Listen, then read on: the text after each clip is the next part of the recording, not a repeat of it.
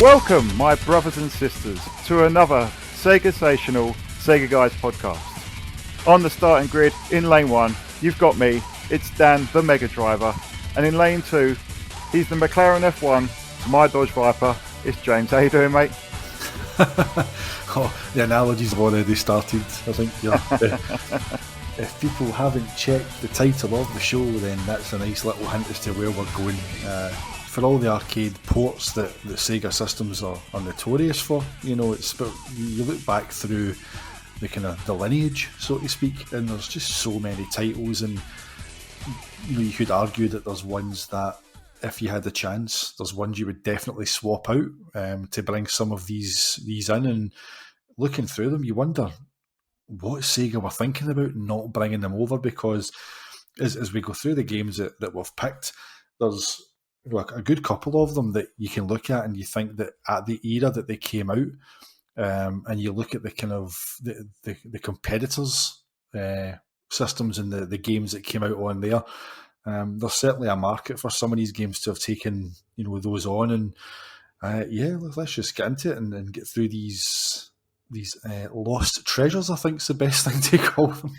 Absolutely. I mean, yeah, Sega have always been baffling in a lot of their decision making, and I think when you look through the console hardware that they had in the space at the time, so the way that some of these arcade games didn't actually make it out into some sort of port is kind of baffling. But absolutely, mate, let's get straight into it. So this is Lost in the Arcade, a bunch of Sega arcade games that never made it home for one reason or another, and I think we can only speculate as to why some of these have never made it home. But I think there's so many that when we were going through the notes in this episode, mate, they just kept coming, didn't they? You know, the ones that we thought were like, okay, well, we got to have this one. We got to have this one. Oh, God, this is a massive one. So, yeah, I think we just picked out a selection for now, haven't we? Mm-hmm. And because of that, I mean, this is actually going to be split over 2 episodes, and I think possibly we might even be able to maybe squeeze a third one out, or even maybe a mini just to kind of finish it off, because you're right, that chat that we had, we were sitting there going through them, and I kind of threw a couple up, and then you put a few up, and then backwards and forwards, and then all of a sudden you're like, oh shit, here's another 4, and it was like, you know, Sega Sonic the Hedgehog, which I completely forgot about, was flung in there by yourself. And this is definitely not a one-off episode, that's for sure. We've got titles galore to work through. We really have. When you said that we were going to have 2, I almost jumped in there and go, 2? It's at least 3. and that's if we're being, you know, I think we're being quite generous, because neither of us came up with, you know, Golden Axe, The Revenge of Death Adder, or Arabian Fight, or anything like that, because they have made their way to the what is it? The Astro City arcade now. Yeah, the Mini. The Mini. Which, you know, technically it's not really a port. It's not. You know, they're just being emulated on hardware. But, you know, we've excluded those. Even excluding those, there's so many. I think we've got a nice half dozen to start us off. Ones that both you and I have played, both stuck out to us, and that we've got a connection with. It's going to be interesting talking through some of these. What our memories of these are, or if we didn't play them back in the day, what do we think of them now? I think they've got a lot of personality, and hopefully you listeners find them interesting too, and find a way to seek them out and play them, because one way or another, quite a few of them are playable. Thankfully, they're not all completely lost to time, which is why emulation is so important. At the time of recording this, it's become a bit of a hot topic with all the Metroid Dreads talk. But when we're talking about stuff that you just cannot buy anywhere, stuff that you can't play anywhere, you know, it really does show the value in sustaining that sort of legacy within the industry, and one that Sega, more than anyone else, really is in danger of losing without it. So yeah, mate, should we just jump straight into it? We shall. And I think the first game is a game that I have wanted to play at home for so long. And my recent return to the Windows platform after 2 decades plus away on the Mac has enabled me to finally play it, you know, through emulation, as you've said there, mate. And you're quite right that, you know, we are in danger of losing that ability to play these not just old games from retro consoles that are obviously maybe a little bit out of everybody's reach in terms of price with the way things are going, but in terms of arcade, this first game I got to finally play it at home, And I was absolutely buzzing to do it. And how this did not come to the Dreamcast. We have spoken about this game so many times on here. It is the one and only Scud Race. And what a game. I mean, Sega Super GT, it actually came to the Dreamcast in some form as a demo. That's the most maddening thing about it. But for those listeners that haven't played it, seen it, or know very little about it, Scud Race was very much a game in the vein of Daytona USA. So imagine Daytona USA, but just everything ramped up to 11. Instead of being on the Model 2 board, it's on the Sega Model 3 board, and instead of all these, these stock cars that are flying around American tracks, you've got a set of supercars. You've got your McLaren F1s, you've got your Dodge Vipers, you've got your Porsche 911s. What's the F1 on there, mate? It's a Ferrari F40. Oh, how could I forget that one? I mean, it's almost like Outrun and Daytona had a baby in a way, isn't it? Come on over to my place, Daytona. I got some plans for you.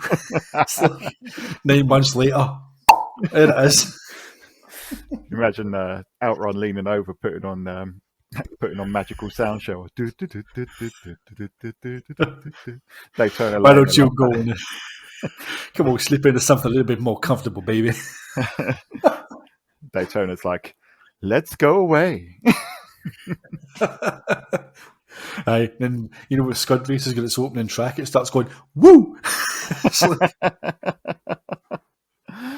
Oh, but mate, what a sensational game! I mean, did you get to see or play this one in the arcade back in the day? Yeah, this was one, as I spoke about before in the pod, like booths used to get, like they would get the newest games in, but they wouldn't have them for very long. So I only got to see them by virtue of the fact that, my uncle took me in every weekend. So when there was that rotation, you would go in maybe the following week after being in 3 or 4 weeks in a row, and the game was swapped out. They would rearrange the machines a wee bit. But Scud Race was in booths, and it was mesmerising to look at the time. It looked so far ahead of any racing game, but at the same time, it was one of those ones that you were looking at it thinking, this is going to come out on a Dreamcast, because we'd all known about the Model 3, and this is what the Dreamcast was meant to be kind of looking at, aiming towards in terms of performance. So at that time, you're getting into the arcade and you're looking at these new Sega games, and it was almost kind of like window shopping for what you were going to be playing at home.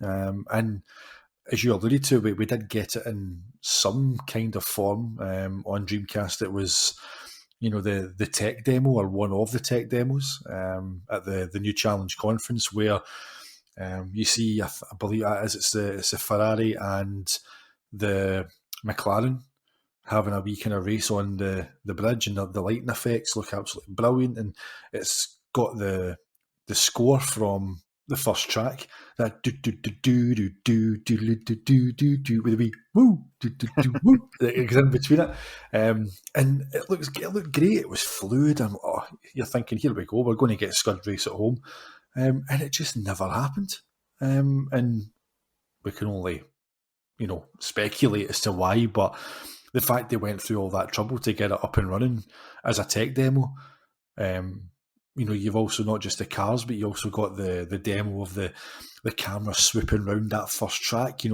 round the bends with the big glass buildings and over the bridge and through the tunnel. It's got the kind of water with the fish going through it, and I just never happened. So played it in the arcade, loved it in the arcade, blown away by it. But yeah, no home port. But what about you, mate? What were your Scud Race memories? Yeah, I saw it in the arcade a few times, and it was times when I was away. So we were visiting the coast or something, with my family and another family, and I remember seeing it with friends. So I remember seeing, I think it was somewhere in the southeast. I can't remember. I think somewhere in Kent. Anyway, they had the great big deluxe cabinet, and that was amazing. Because this came out in '96 in Japan. I don't think I saw it that early, but I definitely saw it before the Dreamcast was announced. And it was one of these things, it was launched very close to Virtua Fighter 3. And obviously we spoke about that game at great length, about how mind-blowing that was when we saw that in action.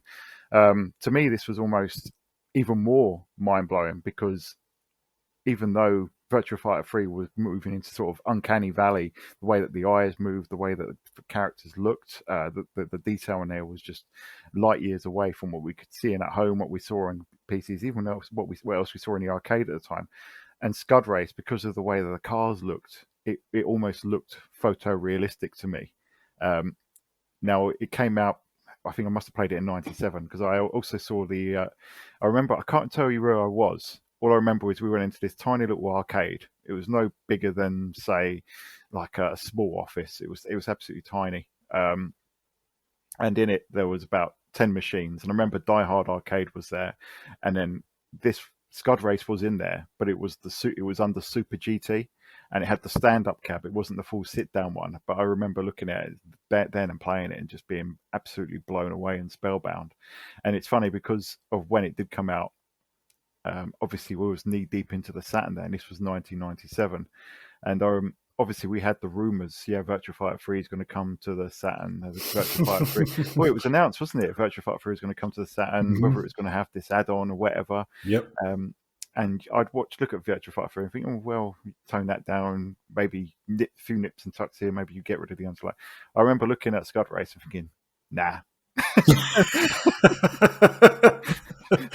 that ain't coming to the Saturn. Computer says no. No.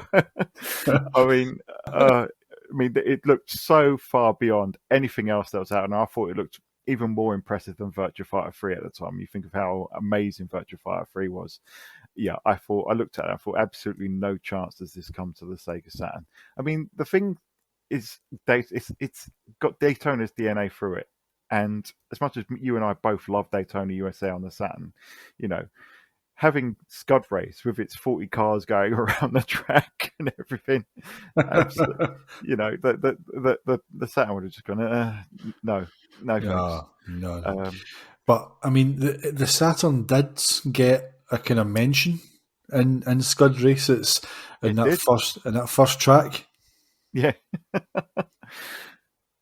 Yeah, just on the start-finish line. As you're approaching it, it rotates as well, so it's a big blue globe with the S bent round it, and it rotates. It's got the Sega Saturn logo that rotates round the base. I know, it's such a tease. Aye. But I even after seeing that, I couldn't see it happening, because it was just, I thought it was light years above anything else that we had at the time. I mean, we've seen the videos about how far ahead Daytona 2 was. I thought this was even beyond that, because at least you had, Ridge Racer to compare Daytona to, and Daytona was obviously a leap above that. But there was nothing around that was anything like Scud Race, I didn't think. No, and that's interesting that obviously you mentioned that as well about the kudos that Daytona gets, because we've seen the DF Retro video where, this is how frame rate, came to matter, and that 60 FPS bar. But, I mean, you consider that you're talking about whenever Scud Race came out, 96, 97. It's only a few years after Daytona. Yeah, only 3 years. Aye. And, so you're thinking, why doesn't Scud Race get any kind of retrospective credit that way, much like Daytona does? Because, Daytona was, in 93, ridiculously far ahead of its time in what it was doing. But, I mean, to be fair, you look at Scud Race, the reflections, the water effects, like the medium, because you've got the beginner one, you've got two beginner stages, a medium and a hard. The first beginner stage is the city. The second beginner stage is at night time, and then the medium one is the insanely weird Egyptian mountain range kind of track where you go through like a wee village, and then you turn through and you go in an archway, and it's like all Egyptian buildings with like flames in the walls and bricks, and it's a crazy looking stage, almost like a pharaoh's tomb or something like that. But you look at the dynamic change of landscape within a track.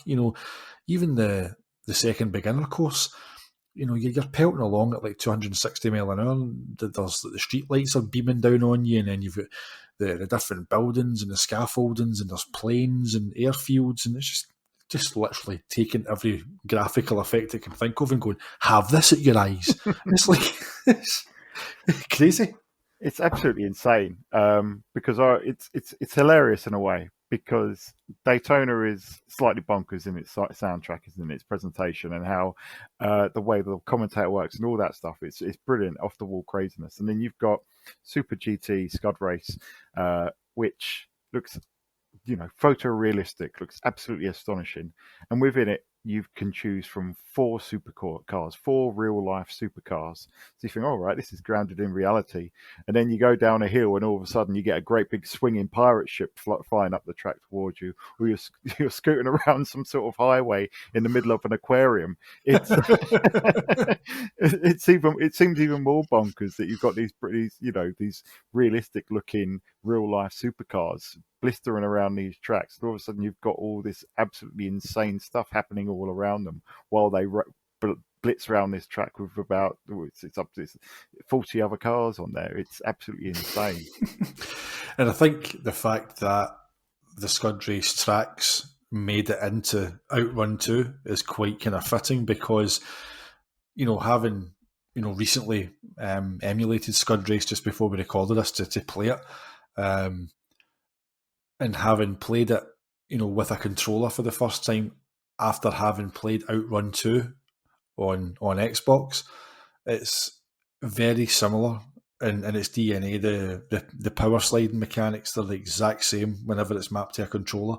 Like if you can play Outrun 2 to any reasonable degree of skill when taking, if you play the heart attack mode and it's like, drift some more, if you're comfortable with those drifts, then the way you execute them on the Xbox controller whenever you're playing Scud Race emulated, it's the exact same. It feels so close. And I think the tracks being in there, I think now you can understand why, because Outrun 2 really does pay a lot of homage to Scud Race in terms of the kind of the visual style and obviously the handling as well. Yeah, it's been a long time since I actually played Scud Race. I've got to admit, because it's been a while, so I can't tell you how it plays on a controller myself. But it did feel fitting that it fit into Outrun 2 as much as the massive prick tease that is. But it's part of the reason why that port of Outrun 2 on the original Xbox, obviously not the coast to coast version, is one of my favourite ways to play, because I've never been good enough to unlock everything legit on that version of the game, but I do love sticking the password in and unlocking the Scud Race tracks and burning around those, even though it's not proper Scud Race, because they're all interconnected and it's point to point rather than doing laps of each track. But I think it helps as well that you do have the Ferrari F40 in there, because it is Outrun after all. It really makes it a lot more like it feels like an authentic experience then. Or as authentic as you can get on a console. But it's mad. I mean, how they actually had the tracks rebuilt in that Outrun 2 engine. Surely they could have taken those four tracks, fleshed them out, done the proper loops around them, just released it on the Xbox Live Arcade. Back in the early days. The work was done there, even though it wouldn't have been a one-to-one port. It's been built in engine. It's been rendered. It's heartbreaking. It is. I mean, you're right. It's like you've done all the hard work. You've made the tracks. Just kind of lift them out of Outrun 2, split them up, and then allow you to go around each one 3 times and put the other 3 cars on it. Yeah. I know we're saying all the work's done, and I've just said and about 6 times, so maybe it wasn't as easy a job as we're saying, but it was a really a bad tease, I think, at that point. Like, whenever you heard that they'd put the Scud Race and Daytona 2 tracks into Outrun 2, it was like, come on, Sega, you're just taking the piss now, aren't you? It's like somebody's sitting somewhere going, sticking 2 fingers up at everybody, going, yeah. We know you wanted them, and we can't be bothered doing full ports and releasing them, but you could just race the tracks in this wee thing as a side game behind a password, and they play so well. That's the thing; they're brilliant. Oh, it's impeccably designed. I think. It's part of the frustration with it all, but I feel like it's probably the market at the time. If we're talking about 2004, that version of Outrun 2 came out, and by that point, you didn't get your arcade games with 3 tracks or 4 tracks anymore. Even Outrun had to pad itself out with, as you say, the heart attack mode and all the extra unlockables. I'm with you though, man. I love the heart attack mode. I want to go far away. It's like keep passing the cars. Drift some more. And then if you don't do it, she gets so angry and he starts pointing at you, and it's like it's like a precursor for marriage, isn't it? It's like I think Outrun 2 taught me a lot about relationships, mate. Buy a Ferrari and drive fast and keep them happy. It's and if you don't, then she starts slapping you, doesn't she? Oh, but yeah, it's a classic, and as you say, it's. I mean, if there was a console we'd gone to, which I think we'll touch on for all of these, it would have been a Dreamcast. It seemed like it was meant to be. If when we heard about it from the new Challenge conference, yep. I can only think it was the view at the time that arcade games were, not a priority for Sega. That, and I'd imagine the licenses may have been a factor.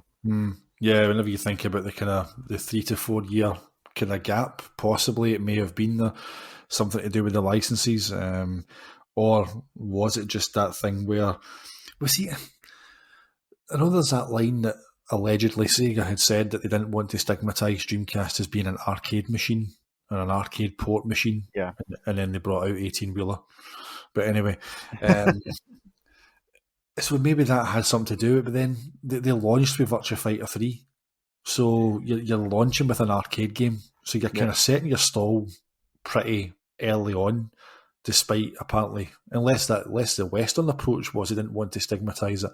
I've never quite read who that quote was attached to in terms of, was it Japan or the US / European side, but somebody knows why it was canned. Whether they still work at Sega, have moved on, I don't know, but someone knows why they took the time to build that tech demo and then went, nah, have 18-wheeler. Yeah. You imagine the team sat there, they've coded this brilliant looking tech demo, they've had to rush it for the new Challenge conference. The console is quite a few months away yet. They're like, yep, right, we've got this, it's looking great. Shows it in the video, everyone's, oh, well, applaud and everything. Curtains close, everyone leaves, like, right, bin it. Get rid. In favour of, out of my way, greenhorn. 18-wheeler was a bit later though, wasn't it? Was that 2001? Yeah, that was kind of death throes of the Dreamcast, that one. Yeah, it's when they were throwing Fighting Vipers 2 on there, and that wasn't the best port. That was when they lost, finance or whatever. They didn't have the financial muscle to put out the sort of ports they wanted, or they couldn't be bothered. It could well have been. It was like, so we were going to try and do all original content, but we spunked all our money in Shenmue. See the arcade ports? Start putting them out. Where have you got? 18-wheeler. Fighting Vipers 2. Get it with a GD-ROM and get it in the shop. Yeah. Oh dear. Yeah, it's baffling decisions of Sega. We could be here all day. I think, any more to say on Scud Race, mate? Or should we move on to the next one, which I think is just as baffling? Only thing I would say is that we won't tell you where to get the games. Google is your friend for that. But if you do want to try out Scud Race, just Google the Supermodel 3 emulator. There's also a UI version because Supermodel 3 is quite user unfriendly. It's quite it's command code based to load games, but someone's actually done a UI for it, and it's really easy. There's a YouTube video that's got full instructions on how to do it. It's literally drag and drop. So if you do want to try out Scud Race, then by all means have a look at that. It's dead easy to do. If I can do it, then anybody can. Put it that way. Oh, I might have a look at that myself, mate, afterwards, because I've been using the horrible Supermodel version that's command line code based, and that's why I got the ump with it, and I barely used it in the last year. Oh dear, cool, mate. All right, so if we move on to the next one, then, which I think again we're gonna be baffled by the fact that certain other games got released on this, and I'm not saying they're bad, but the fact that other games got released on this console with the certain things that this uses, I'm mad. But yeah, this one is Jurassic Park: The Lost World, and that's the arcade game. I know there's about 1 billion games that are called The Lost World, but yeah, Lost World, mate. Did you get to play this in the arcade? Yes, this one I remember playing at, I believe it was a Mega Bowl in Clydebank. I played this one in. And again, looking at it, it was just insane. The cabinet, if I remember, was like based on the green and yellow and red vehicle from the movie. It was a kind of big climb in, sit in cabinet with a screen, and obviously you had the guns inside. And again, it's one that I've kind of had another wee kind of look at on the emulator. Visually, I don't think it's held up quite as well as, say, House of the Dead 2 has. But at the time, again, it was like shooting dinosaurs, and it's like there was a part in it where you're running along or driving along, and there's a T-Rex chasing you. You've got to literally just shoot the T-Rex. It's like, and then raptors are jumping out at you, and it's just it's madness. And it was such a fun arcade game.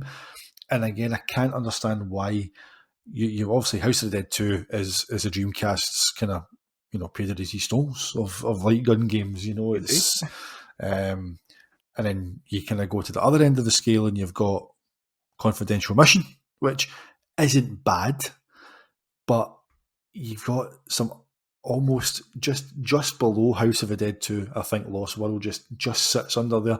And it was just such a bloody good game.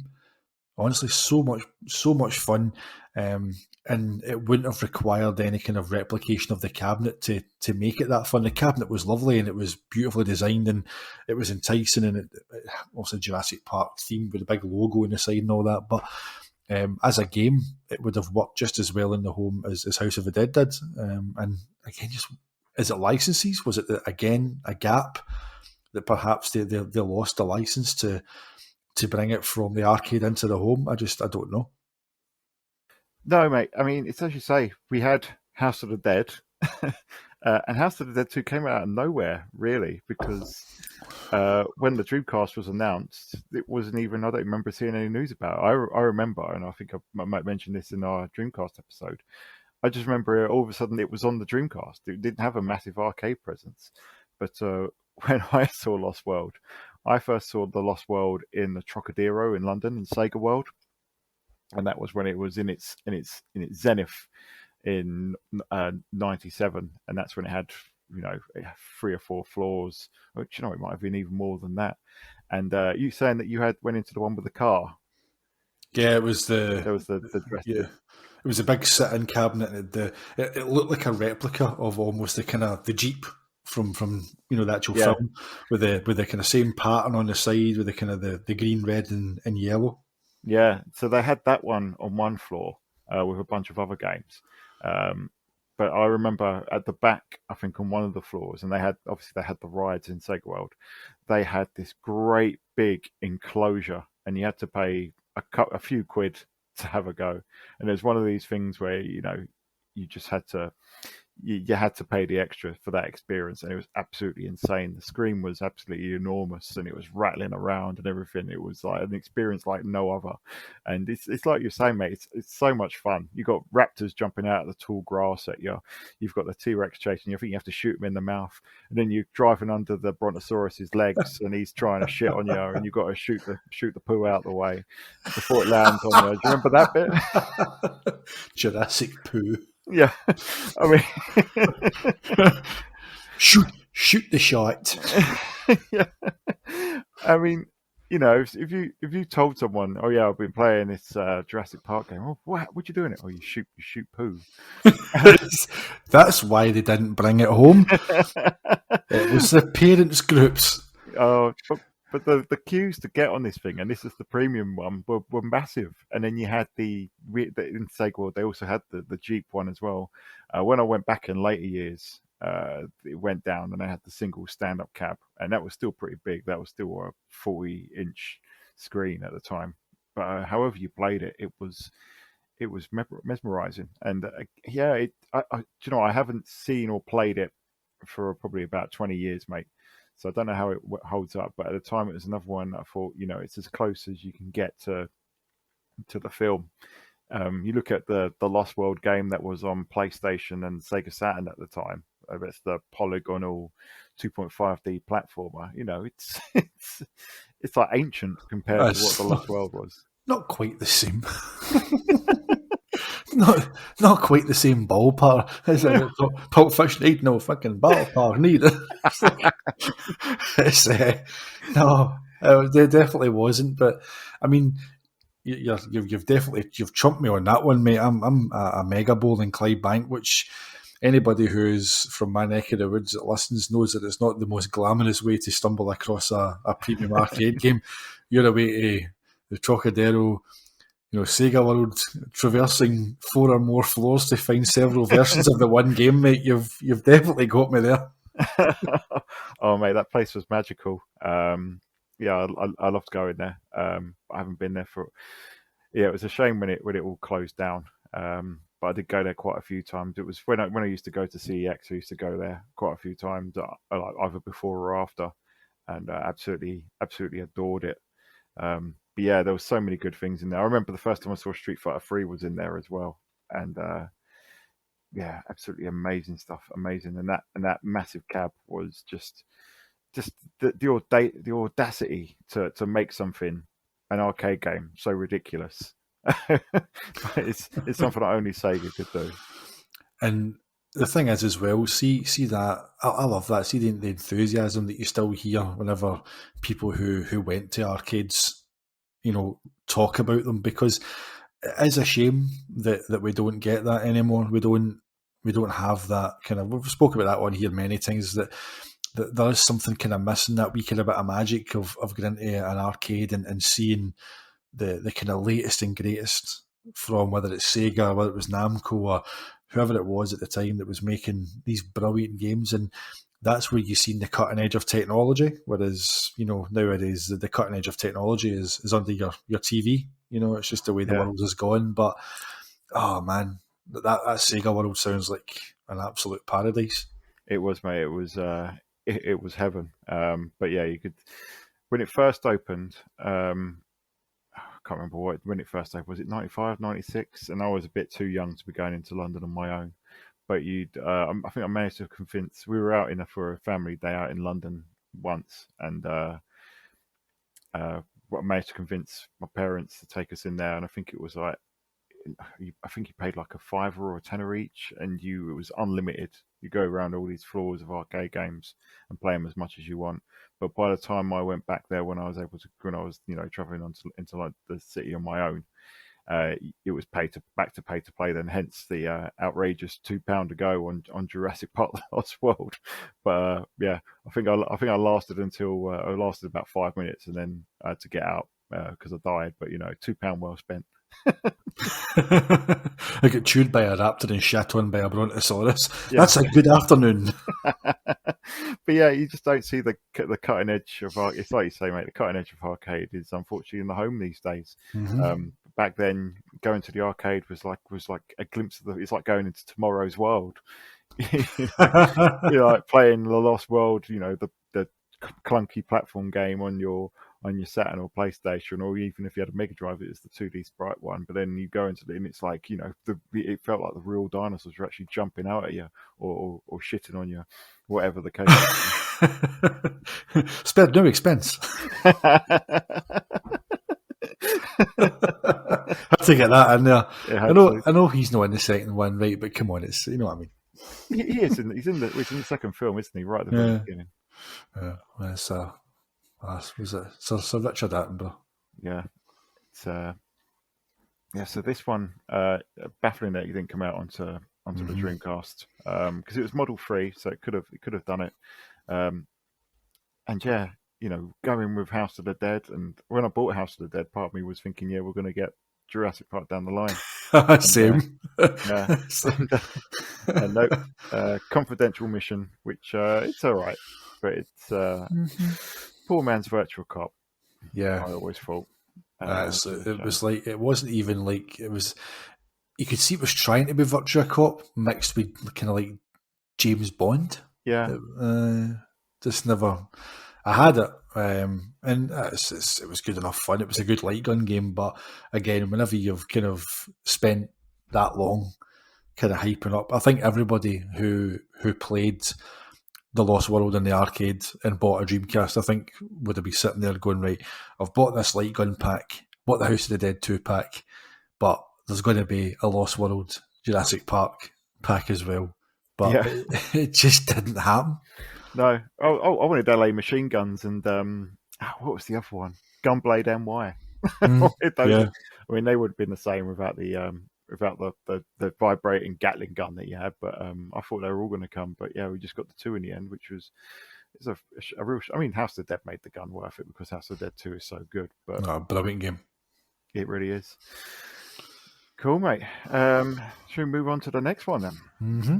And it's interesting because this is actually a jump up in terms of technology from the previous two. It's probably the most advanced tech that any of these games that we're going to discuss was running on. But this one is Planet Harriers. So, any experience with this one, mate? This is one that I've only experienced through YouTube videos, mate. The kind of spiritual successor to Space Harrier, and it looks interesting. Part of it, kind of for some reason, I was getting Res vibes off it, which was quite strange. I don't know why, if it was maybe the way the character was moving or the target on the screen, the way it was shaped and moving around, but I was getting some kind of Res vibes off it. But yeah, it looks mental. Just, classic Space Harrier style gameplay, but with that kind of interplanetary galactic kind of setting. And obviously the Space Harrier was already kind of set in kind of wacky worlds and welcome to the fantasy zone and kind of check landscapes and dodging this and that, and dragons with multiple parts of their bodies, and you would shoot them, they blow up and all that kind of stuff. But Planet Harriers seemed more kind of set in outer space almost from what I've watched, the kind of the playthroughs of it, and kind of battling your way through the space stations and things like that. You can, again, like with Space Harrier, you can run along the ground, and it was kind of looked like there was almost not kind of platform elements, but parts of the stage where, because you collect these kind of wee gold coins with G on them whenever you're shooting enemies, and they're also kind of scattered around the levels, so you're kind of flying through what looks like this kind of space station and kind of avoiding beams and shooting enemies, and then you go down low under what looks like kind of floorboardy kind of rafter kind of things, and then you're running under collecting some of these G tokens and then back up in the air and shooting again. So it was one, whenever I first downloaded these emulators, that I thought, I'm going to download this and try it before we record this, and I couldn't find it. And then obviously you've told me the board that it was on, that it was kind of between Naomi's. It was a kind of step up, as you've said, from Model 3, but it was even a step up from Naomi, because it was kind of between both of those boards. So I might have to try and see if other emulators will run it. I mean, there are Naomi 2 emulators, aren't there? So there should be Sega Hikaru emulators, or at least I'd hope so. I might have to take a look to see if there are. But but it, we've seen Virtua Fighter 4 running via emulation, so obviously Naomi 2 emulators are out there. I'm pretty sure. Don't they run on like Null DC or anything like that? I'm sure I've read that somewhere.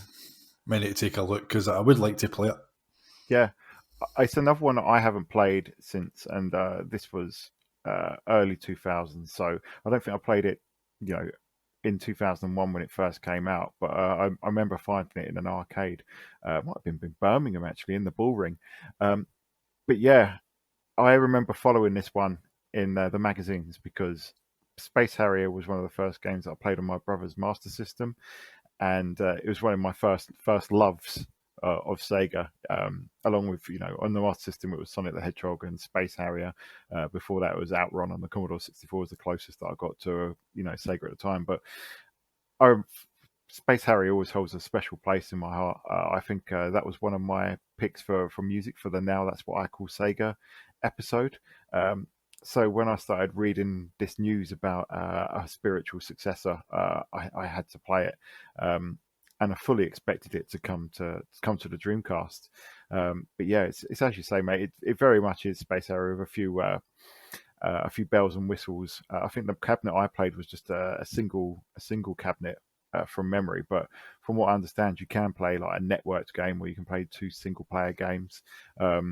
You obviously don't have the old, the usual Space Harrier guy. You get selecting the characters, but yeah, it's such a fun game, and it's so fast and fluid. I remember at the time thinking the standard for like speed and fluidity was kind of F Zero X on the N64 because that was so fast. And I remember playing this in the arcade, and obviously it's going to be night and day above anything else. And yeah, it was just absolutely blown away. So smooth, so quick, just so responsive, and just really satisfying to play.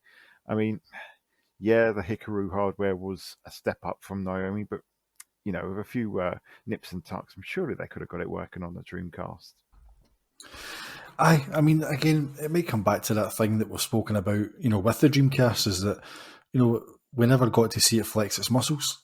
And I mean, looking at it, it's not, you're right, it is very fluid and it is very fast, but was it that far above in terms of visuals from what we've seen on Dreamcast, like Shenmue or Power Stone or, that kind of thing, the more kind of complex, really smooth, like Dead or Alive 2, I know it's obviously not, they're kind of fighting games and whatnot, but in terms of that kind of level of detail and textures and clarity, I don't think there's anything in there.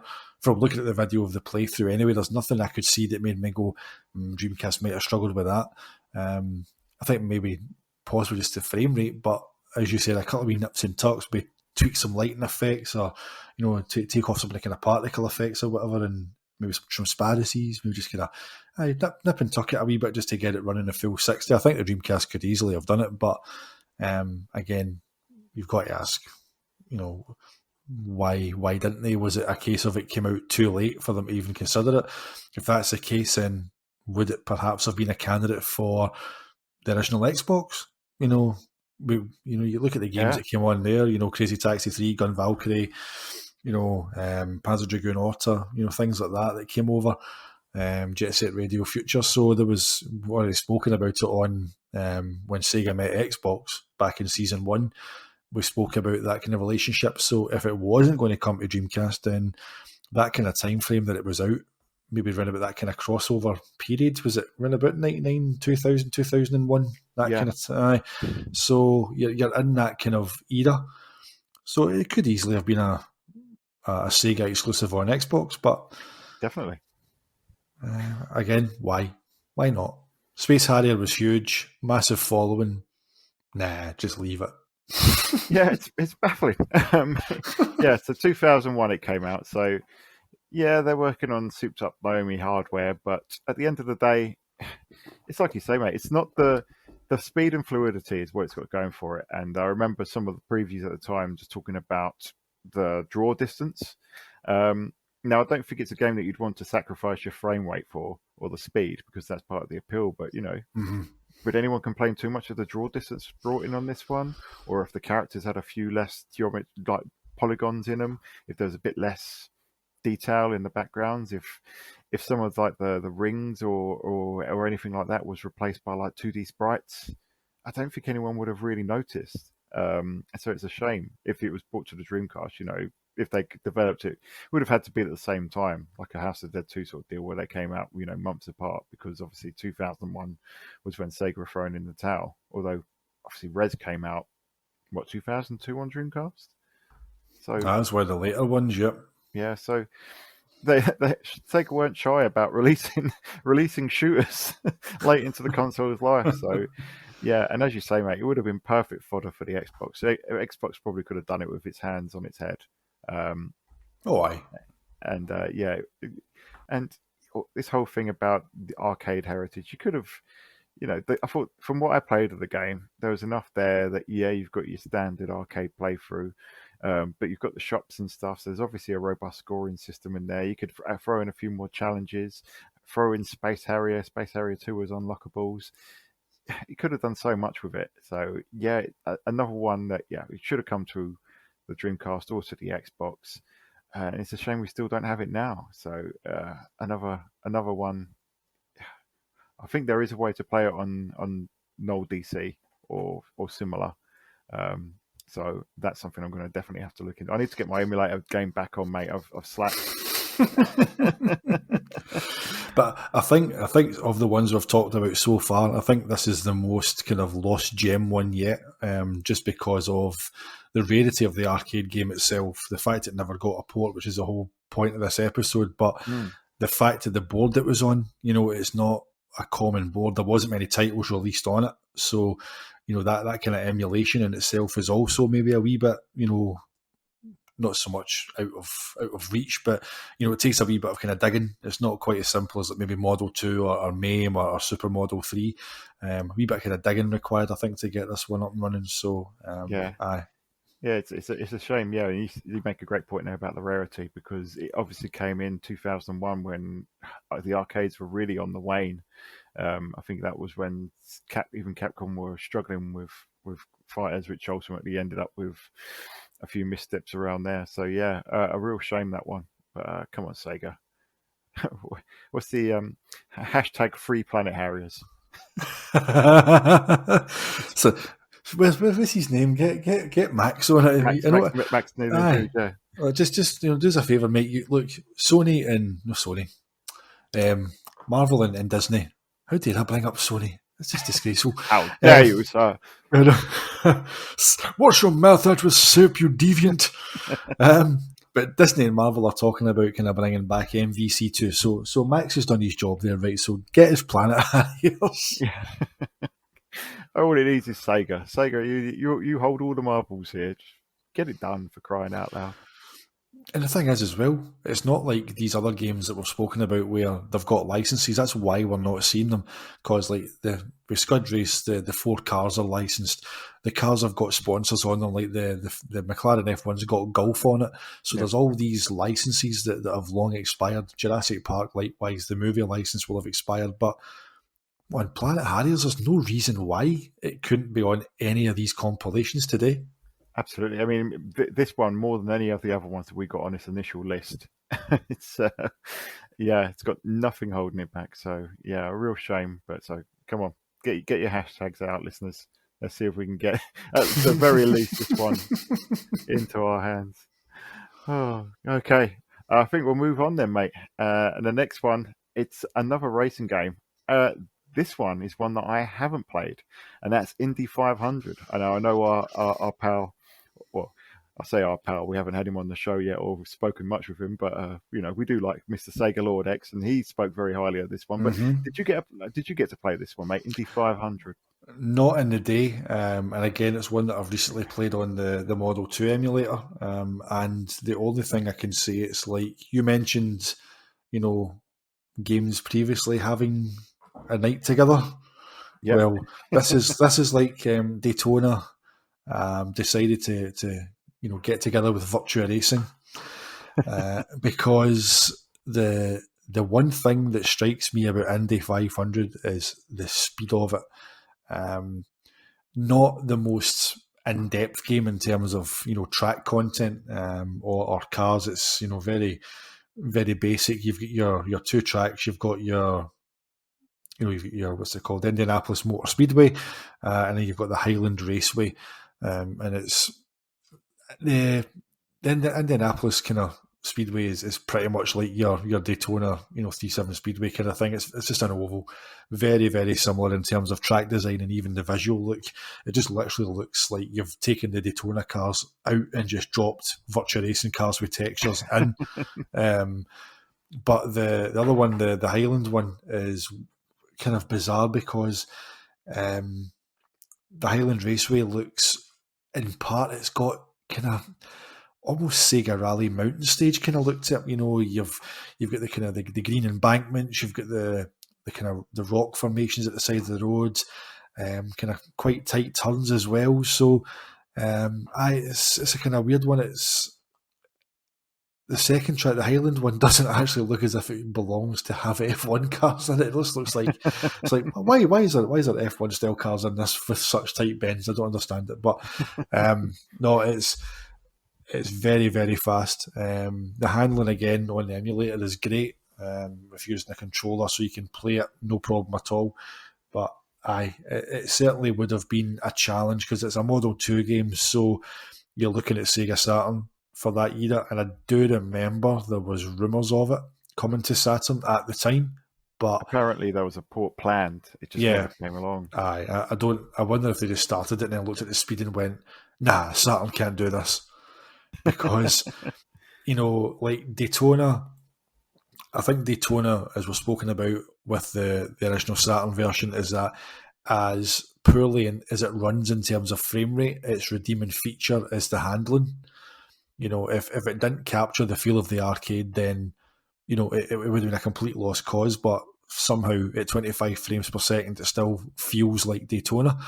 Whereas Indy 500, the handling I don't think had any kind of major bearing on it. It was just, I haven't played it with a wheel or played the cabinet, so can't talk as to how it felt there. But on the pad, it just feels very kind of generic. It's not kind of the kind of same idea as like with a Sega Rally where different track terrains play a part, or Daytona. You get to that hairpin at 3.7 speedway, and you've got to kind of slam the brakes on and flip the arse around the corner and then straighten it back up before the start finish line.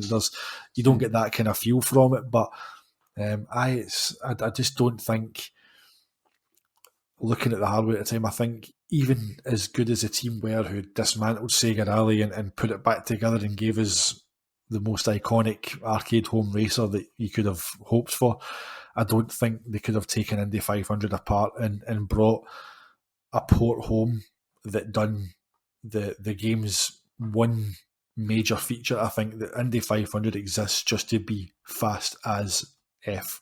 I'm not going to say that word on this because it'll be Radio Sega at 6 o'clock at night. So, but I think Indy 500 is basically based around just being so fast, and I don't think the Saturn could have had a hope in hell of replicating it. It would have definitely struggled. I mean, it's not the most visually like detailed or dynamic, is it? It's some of it looks a bit like under detailed or flat.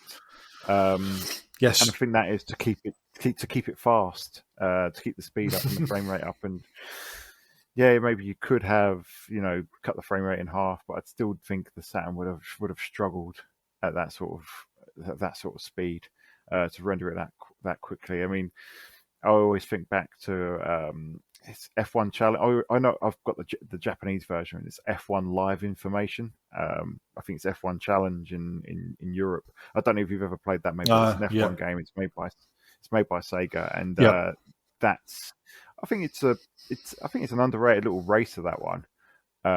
I've put quite a few hours into it since I picked it up. I think a year or two ago, but it does struggle. It does chug a little bit on the technical side, and that's a game that's not as demanding. Yeah, it's an early title, but I think it would have been a real struggle to get Indy 500 running at the sort of speed that it'd need to run at in order for it to do the arcade game justice. Yeah, especially that second track, as you say, it's a lot more detailed, a lot more stuff going on. It seems like it's a Sega Rally track in effect, doesn't it? the old Highland track that's been dumped on an F1 game. Aye, it does. I mean, that's the thing that struck me straight away. I thought this looks like Mountain Stage in Sega Rally. There was certain bits that just kind of some bits I would even say mixed a wee bit of desert. You've got the kind of the muddy embankments, the kind of green runoff areas, and then you've got the kind of mountain aspects of it as well. So again, very strange to be dumping F1 style cars into that kind of environment. But you're right, it's not.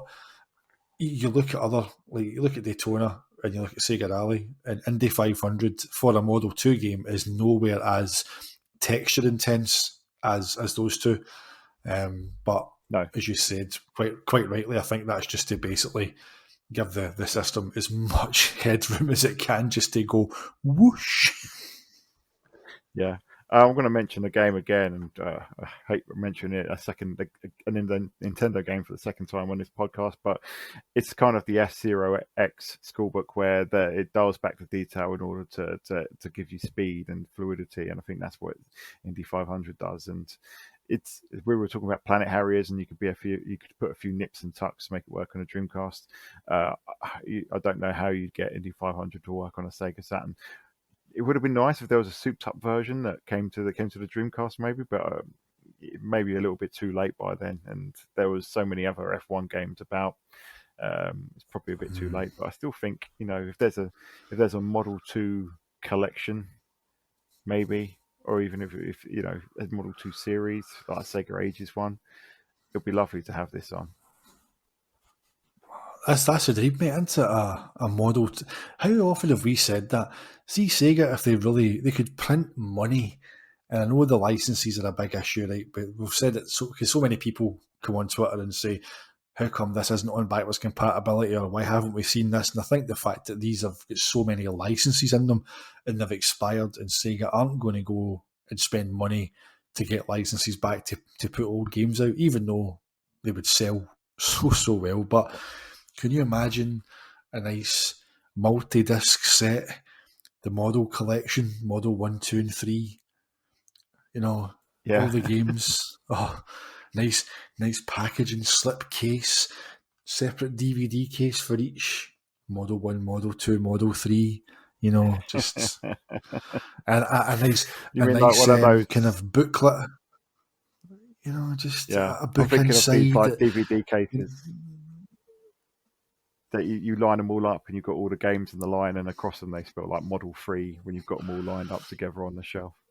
Oh, I bring them out one at a time and have their own case for each, and then you put them all on the shelf. Oh, see, we're in the wrong job, mate. Oh, cool. So that's Indy 500 then. Right then, mate. I think we'll move swiftly on because we've got two more to go. The next one, I think we slightly disagree on, don't we? Yes. And again, this isn't one that I played in the day itself. And I think a lot of this one, unlike, the games we've spoken about already, where the cabinet didn't have too much of an impact on it coming home, like we've spoken about The Lost World and those kind of brilliant kind of movie themed and inspired cabinets that wouldn't have needed to have had any bearing on how the game came home. But I think having played this one emulated, it's the Harley-Davidson makes all the difference whenever you've got that big cabinet that's half of a Harley with a big screen in front of you. And I think that in itself is what makes that game very appealing, because for me anyway, when I played it, I didn't find much to it. I didn't actually see the point of it. I was kind of struggling. I'm going, right, if I'm getting to this checkpoint, and then whenever you kind of it's almost sort of like Forza Horizon style, where you've got the big thing in the distance, and in Forza Horizon it's like destination, and it's like how many kind of how many X amount of miles or meters or feet away from you. And with Harley-Davidson, you've just got this big Harley-Davidson logo in the distance bouncing over the buildings, rotating to show you where you have to go to. Yeah.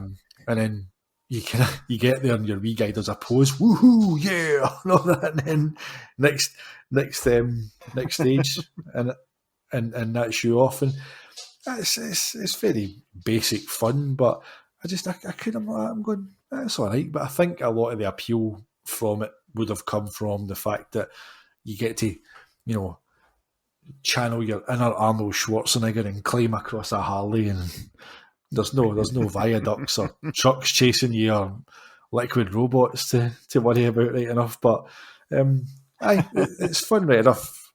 But I think this is possibly, for me anyway, this is the weakest of the six. Yeah, we both talked about that before we jumped on, didn't we? Now, I personally absolutely adored this. I played it in the arcade near to release, and I did play it. I think it was in Hemel Hempstead. I can't remember what the place is called. Everyone just calls it Wally World, or used to call it Wally World, because it was full of Wallies and idiots. But it had a bowling alley, it had all sorts of stuff there. But it had a pretty decent arcade, and I remember this was in there. This one, it did run on Model 3 at the time. I'm trying to think of when I must have been to see it. Must have been just before the Dreamcast came out, but I remember being aware of the Dreamcast and thinking that it was coming that way. But yeah, absolutely loved it. I think just getting on there and you've got the engine sounds all roaring about you. It really did make you feel like you were riding a Harley. And I think it's one of those Sega games where it's Sega have always made fantastic games and always been masters at that sort of one more go arcade experience. But when it came to experiences in general, you look at stuff like Afterburner, where you're in the gigantic rotating cabinet. You look at stuff like we were talking about, the Jurassic World arcade cabinet, and Harley-Davidson was an experience. And I remember it being a lot of fun, mate. You've made the comparison in there to Forza Horizon, and I think that's a good shout there. It's one of these ones where it probably isn't as impressive now, but back in the day, that sort of quasi open world, and I think this was before Crazy Taxi. So you had like this semi-open world that you could ride your big Harley around.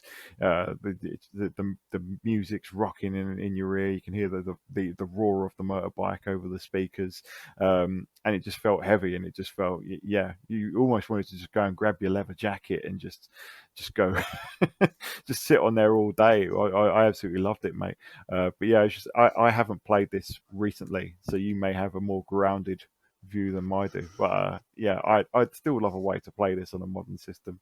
I think it's one of these things where we've criticised people in the past for maybe trying to take modern eyes to older games, and that's one thing I tried not to do when I played this, because obviously I've seen screenshots of it before I had to run the emulated version, and I'm ready to go into this kind of thinking, of the era that it came out in, and the music's rocking there, and you're talking about picking up your leather jacket. I've talked about, channeling your inner Arnold Schwarzenegger, and no shotgun required to twirl in the air right enough. But I do think a lot of the appeal of that was the cabinet. I think again it's probably the one game that I don't think would have been able to capture that appeal when it came home. It would have been a perfectly fun arcade racer, but I do think what you said there, kind of when you talk about you seen it in the arcade and playing it and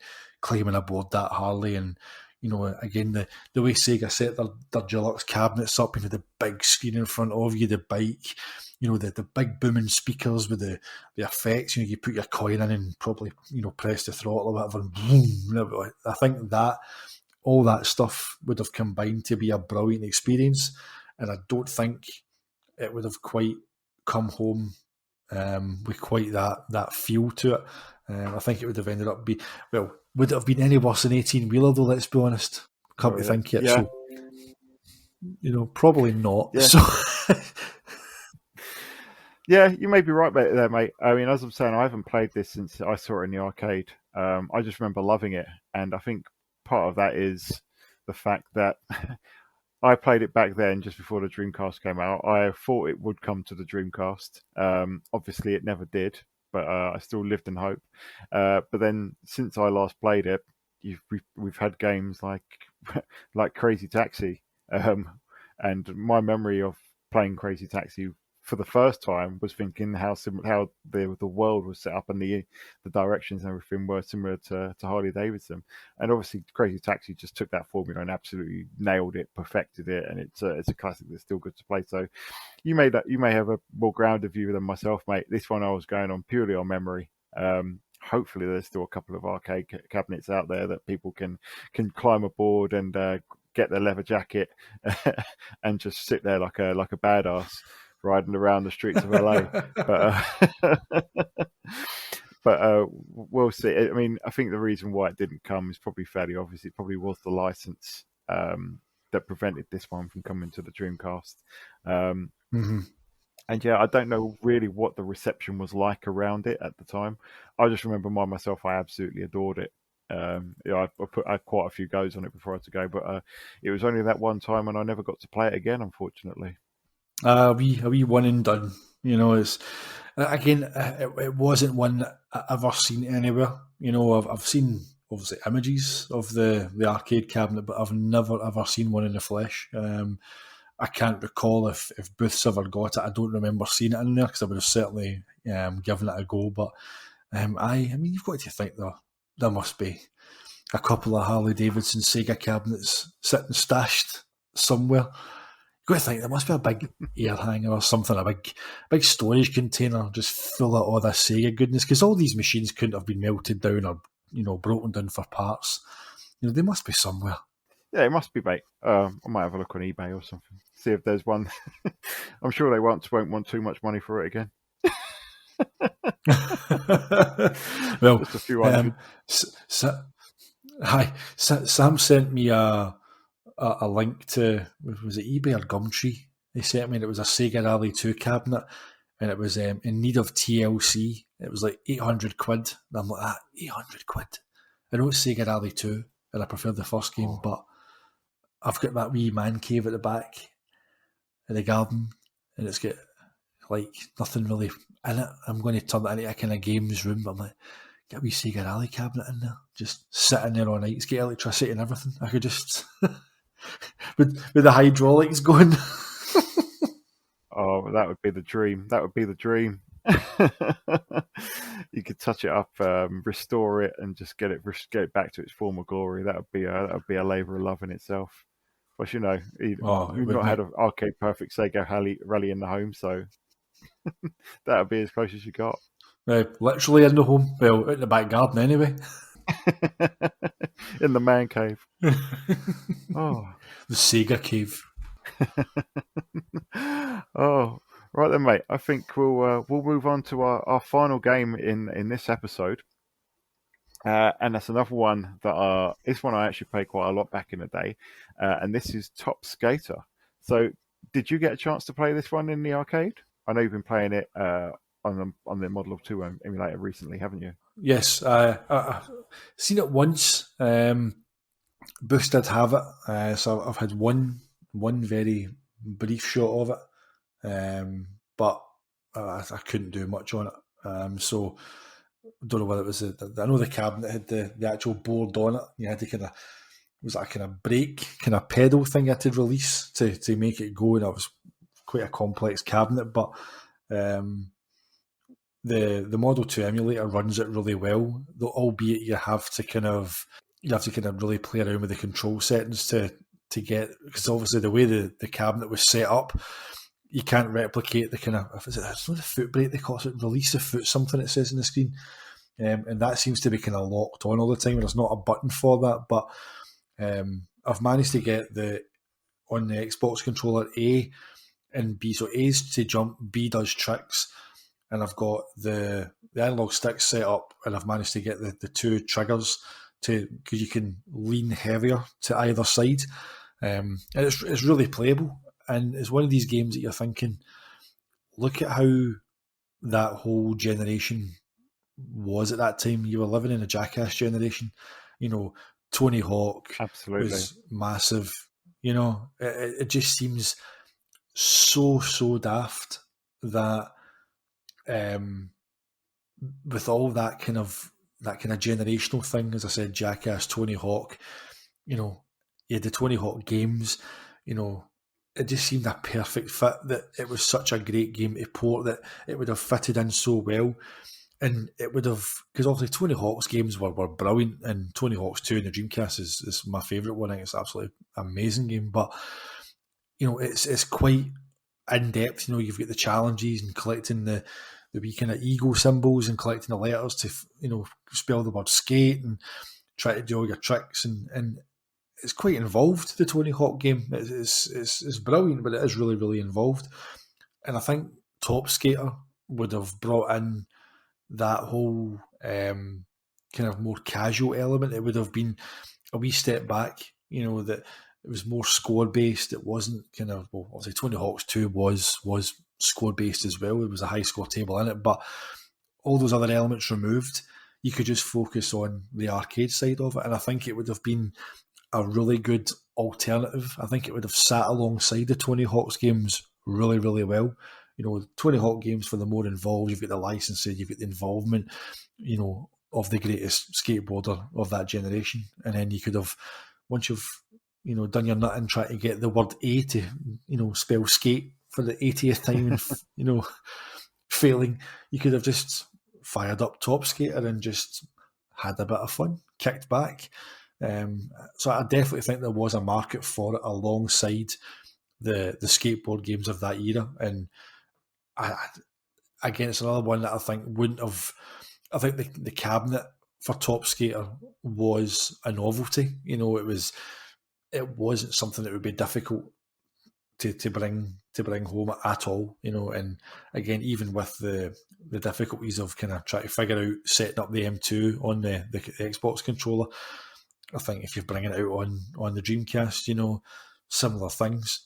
You've got one analog stick. That's all you need. A and B for jump and trick, and your two triggers for the kind of lean left and lean right, and it would have worked brilliantly. Yeah, I completely agree, mate. When I played it back in it must have been 1998. It was in our bowling alley in Bournemouth where I lived. So this one I managed to play quite a lot. It's funny you mentioned the cabinet then, because that really stuck out. That really was part of the draw of it. Me and my mates would be on it quite a lot. We'd see other people going it, and the bowling alley, Bar Central was always just full of drunkards who would jump on there and just look like arses. But it was so much fun. Absolutely had such a laugh playing it. And yeah, you hit the nail on the head, mate. It was so easy to pick up and play. Interestingly, I think it was actually out in the arcade before the whole Tony Hawk's sort of era came in. So it's definitely out in the arcade before Tony Hawk's came to the PlayStation originally. And it's almost like Sega almost touched on that whole part of culture before the actual Tony Hawk series did. But alas, it was never to be. But it did mean that if Sega had had played their cards out, maybe it could have seen its way onto the Sega Saturn at the time, which would really have been interesting. Obviously, it wouldn't have been as smooth, but unlike Indy 500, which we were talking about earlier, I think it really could have made a stab at getting getting Top Skater onto the Saturn. So yeah, it's a brilliant game, loads of fun, brilliant soundtrack, and yeah, it nailed that feel, that sort of that Jackass vibe. If Sega got a port of it onto the Saturn back in the day, preempting the whole Tony Hawk's Mania with a game that's, it's not as deep, but it's more accessible, just as fun. Who knows? That could have sold a few more units if that was there, instead of Bernie saying that the Saturn wasn't their future. So yeah, it was I say only Model 2. The Saturn would have really struggled to give it an arcade perfect port, but I think it would have been doable to a degree. Chop the frame rate in half, lower a lot of the detail, maybe package it with one of those skateboards like they did in the later Tony Hawk games. I mean, could you imagine if I was just saying there, if it came out before the whole kind of Tony Hawk craze kicked in? I mean, they could have, Top Skater featuring Tony Hawk. They could have beat everybody to the punch. That's Sega innovating again. See, they were ahead of they were tuning into that kind of that generational stuff with Jackass, as we were saying. In terms of kind of ports, I mean, it's another one that you could maybe put alongside Planet Harriers, in that it wouldn't take much to kind of bring it out today in any kind of collection. I think the only thing that I remember is the wee announcer guy at the start. He says something about in association with Coca-Cola or something like that, if I remember.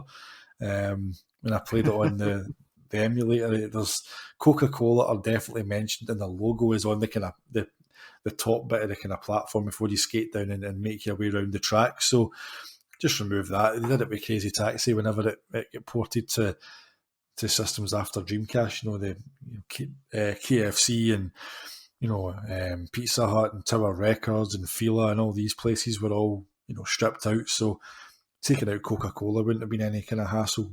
So again, it's definitely one that they could put in a collection if they wanted to, but they don't appear to want to. No, No, that's the sad thing. I suppose it just comes down to us, the fans, to make the noise and tell them that's what we want. But yeah, I think it would be perfect fodder for an arcade collection. I mean, you saying that it works so well on the controller just gives me hope, because yeah, the arcade machine was part of the appeal, part of the novelty, and it was an experience to play it on there. Absolutely phenomenal, especially, as I say, we've got so many pissheads jumping on there late at night. Was always a joy to watch. But bringing it home, I think it would have been a load of laughs. It would, yeah. Even today, stick that in there, bring it in with, Indy 500 maybe, if you maybe change the name of it, or I mean, it's only the Indy 500 license on there.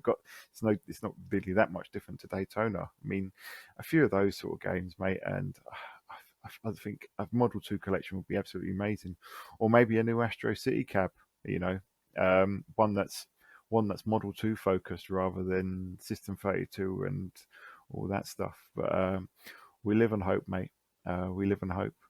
But I think that brings us now to the end of this first episode in what I think is going to be a series. And oh, mate, it's been an absolute blast reliving some of these and talking through them with you. Aye, I mean it's going to be a trilogy. I think the amount of games we said at the start of the show, the amount of games that we've picked up, and the list has just kept on growing. We've only got 6 here. We've got another 6 already planned for part 2, and the list has just kept on growing. So this could easily be a trilogy, and it just goes to show, as we spoke at the start, that lineage. 100%, mate. I think, yeah. Throw it back out to our listeners. If you got any love for any of these games, and I think it really is a case of make your voice heard. We've seen it with Marvel vs. Capcom 2 now. We've seen it in a few places. I mean, we've just had a new Metroid game come out. If the demand's there, then generally people will listen. I mean, Sega even made a sequel to Nights into Dreams off the back of fan demand. So the fact that exists, I mean, even Virtua Fighter's back now. So anything's possible. We're not asking for these to be completely remade. Just let us play them, like, legally.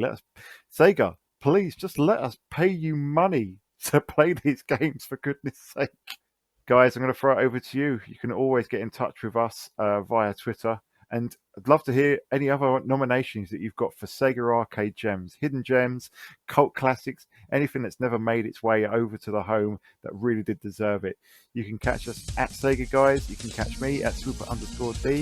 You can catch James at the SEGAHolic. But until next time, stay retro and stay Sega. Cheers, guys.